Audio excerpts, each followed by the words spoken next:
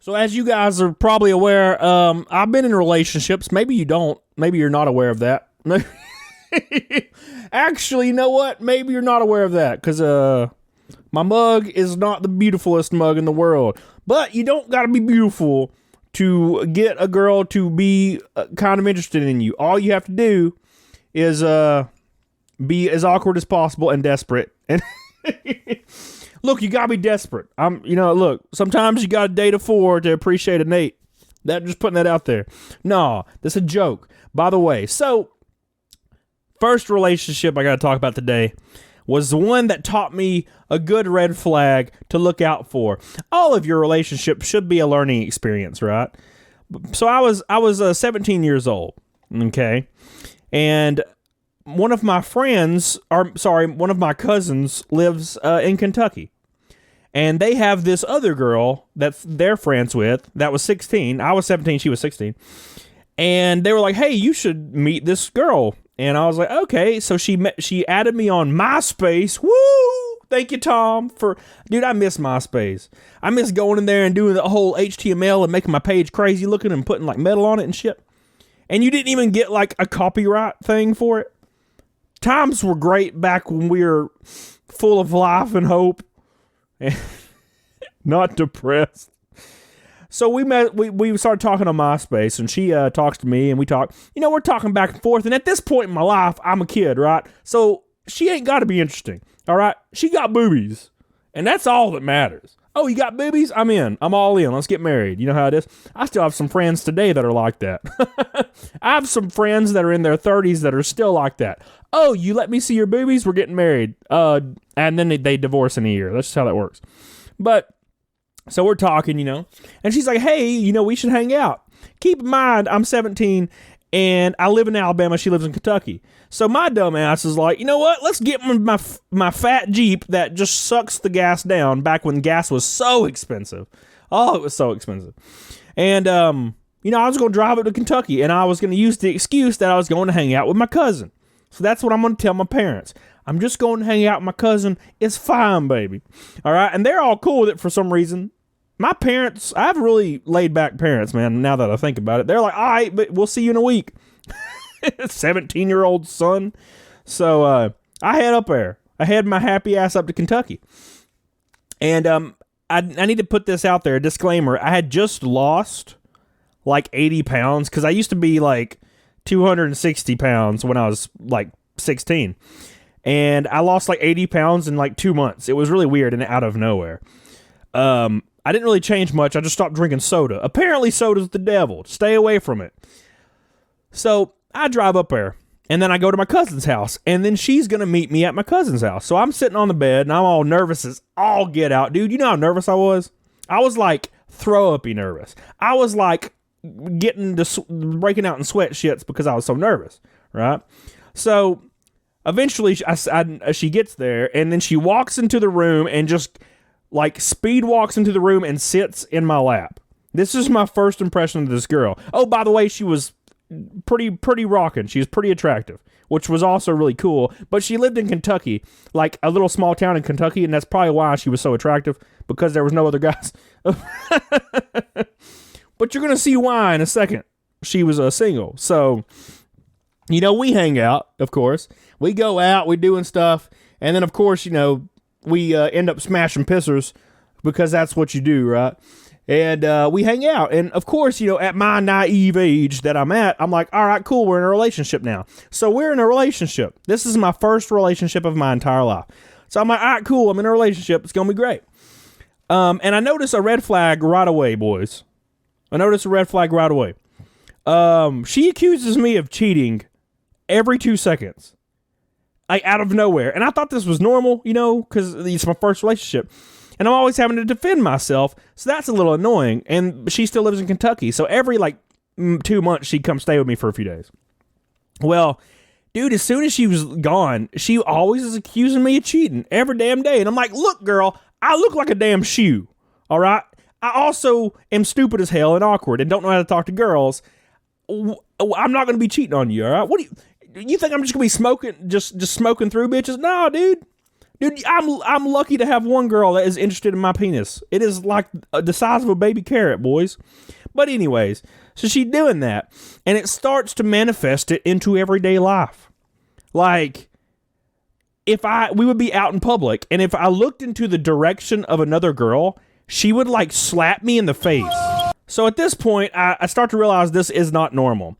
And one time specifically, we were at Six Flags, and I was just looking at the Joker ride, and she grabs like my neck and digs her nails in and just pulls and like rips me open, and there's just like blood coming down my neck. And I was like non-confrontational, so I would be like, okay, what are you doing? Stop. And then she went home like that weekend or whatever, and I called her and broke up with her because that was insane. She would even accuse me like of going to see her, and she would accuse me of like looking at my cousin because my cousin was a female, right? She would accuse me of looking at my cousin and like, do you think so and so's hot? And I'm like, she's my cousin, my first cousin. What is wrong with you, dude? So she was insane, dude. She was insane. So I broke up with her, and she was devastated, of course. And then like 3 days later, she calls me out of the blue and starts to just call me fat, and I was a piece of garbage, and she was so glad she was done with me, and she hated me. And then she told me that she had sex with a guy like the previous day. She was like, yeah, I had sex with so-and-so. Yeah. Blah, blah, blah. She was just, I guess, trying to piss me off. And then like a month later, she called me and said she was pregnant. And I was like, huh? And then and my mom was like, she's lying, don't worry about it. And then I didn't talk to her for like a year. So she was crazy as hell. That was what taught me the first red flag, boys. The first red flag. Girls that have trust issues, no thanks. No thanks. I do not do that. I don't mess with that. Soon as a girl is like, are you looking? Nah, dude, done. I don't do that. If you're insecure, you best not call me. Because I ain't about that life, dude. But after that, I moved on after that girl. And I had saved that red flag in my memory bank. Girls that are untrustworthy, no thanks, dude. You only going to end up getting slapped around, hit with pants, shit. Can't even look in the direction of anybody.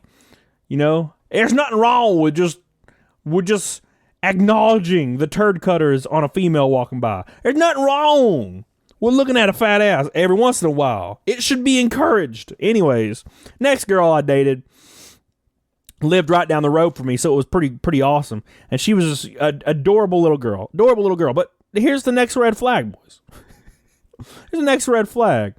So, I go over to her house and whatnot, and her parents would be, like in the other room, like completely awake watching a movie, and this girl would try to take me in her room, which was six feet away, and try to just annihilate my baby carrot with her parents in the other room. And they could get up at any moment and just be like, what you doing, bro? So that's a red flag. But what even is worse is, we'd be going around, we'd be going at it, and she's not on birth control. She's not on anything. And every time that I'm getting ready to, unleash the beast, every time I'm getting ready to launch the baby gravy, she would like wrap her legs around me and be like, go inside me. And I'm like, no, trying to like buck her off like a damn bull. I'm trying to buck her off and sling her off of me, and she's not having it. Terrifying. And she was like 17, man. She was 17. And she's trying to get my seed in her. And then, because I didn't want to be with this girl for very long. I'm young, dude. I'm not trying to squirt out any damn crotch goblins at that age that I am. No way, dude. You imagine them being 20 when I'm 35? No. Please, God. So, I kind of talked to her about that, and she ain't having it. She's like, oh, yeah, I'm sorry. But, dude, every time she's trying to pull that shit. Every time. She's trying to just take it. She's like, give me some of the milkshake. I'm like, no, dude, you get no milkshake today. No milkshake. So, one day she calls me, and she's like, hey, you should meet me down at this place. And I was doing something, And I was like, oh, no, I don't want to do that. I got to do this. And she, like, started getting an attitude with me. And that's all I needed. You know, I was looking for a reason. So I was like, oh, no, thank you. And then I just hung up on her and I didn't talk to her ever again. Now, you want to hear something funny? A year later, she was like 8 months pregnant. That was her whole goal. I found out later on, like, she desperately wanted to have kids. Which, there's nothing wrong with that, but don't rope a guy into that shit. So, a few years later, one of my friends looked back on her or something, or like still lived in the same town. And she has 3 kids and she's single. And I'm like, damn, girl. Damn. No, thank you. No, thank you. Look, ain't nothing wrong with a girl having kids. Ain't nothing wrong with that. But, like, I'm not trying to, like, if I have to also be interested in this, yeah? Like, in a relationship. You can't just be like, wrap your legs around me. You have no choice in the matter. It's like, nah, baby, I'll pull out and just shoot the wall with it. I ain't about to shoot you. Am I trying to shoot you? Nah, dude. Hell no. Red flag number 2. She wrapped legs around you and she's trying to get a crotch goblin. No, thank you. I ain't want one. All right. I ain't want one. I'm 31 and I ain't want one. But the next girl I dated taught me a valuable lesson. A valuable lesson. And that is sometimes you should be skeptical. Sometimes you should totally be skeptical, man. So this girl used to work next door to me. So as you know, I worked at GameStop. It was a terrible time to be alive. I understand. I should have killed myself. It's fine. But she worked next door at Route 21. Girl was smoking hot. So your boy was like, let's do this. And she'd always come and ask to borrow my vacuum cleaner, right? She'd be like, hey, here's a vacuum cleaner. Or she'd be like, hey, can I use your vacuum cleaner? And so I saw her every day and I joke with her a little bit and she kind of reciprocated. So one day she came in to get the vacuum cleaner. And I was like, hey, girl. Hey, girl. I was like, we should hang out sometime. And she was like, oh, yeah, that'd be awesome. And she gave me her number. And I was like, hell yeah. So we end up hanging out. And, of course, as you know, the pisser smashing is already going to happen, right? So we start pisser smashing. And I go over to her house, and her house is like a mansion. Unbelievable, dude. Undamn believable. All right? So, you know, we hang out for a couple weeks, maybe even a month or so. And, you know, sometimes I notice she'll be distant random days. And then sometimes she'll be like, oh, I can't hang out tonight.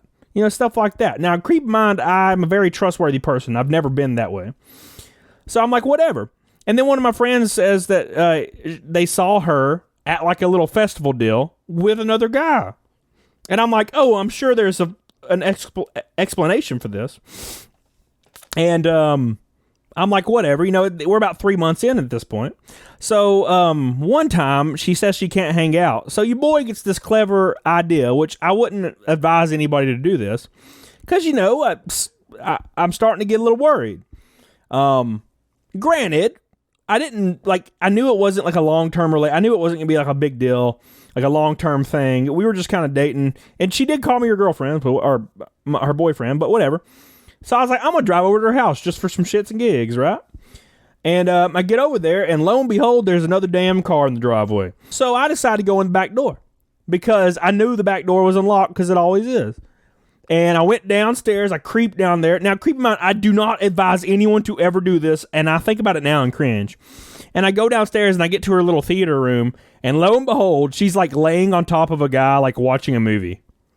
Laying on top of a guy, watching a damn movie. All right? And you know she's sucking his pee-pee. So I'm like, all right, cool. So I walk out, and I get in my car, and I drive home, right? And the next time we hang out, she's, you know, I'm real like quiet and distant as hell, because obviously. And we grilled some steaks, and a few of my friends came over to her house. Okay? So it was me and like 2 of my friends and her. And we grill steaks and stuff. And then we eat the steaks, and she expected me to stay at her house that night, right? She expected me to stay. Okay? I'm like, yeah, I'm leaving, dude. I'm totally leaving. And she was like, why are you not going to stay? And she got so pissed off. Dude, she was so mad.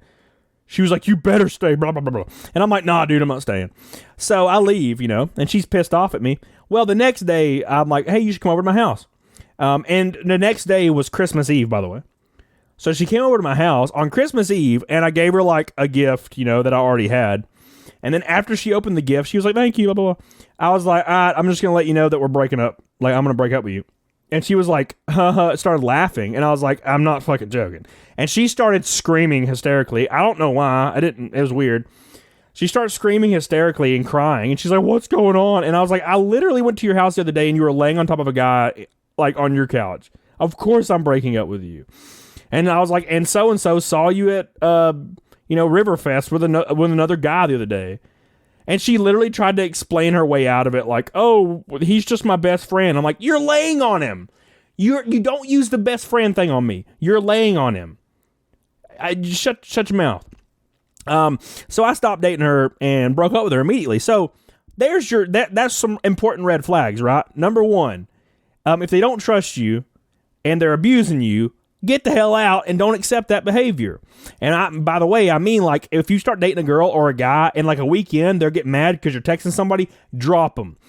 Number two, if they try to force you to give them your seed and you ain't ready, that's a no-go. Don't matter how good they are at dick wrangling. Number three, baby, be cautiously optimistic.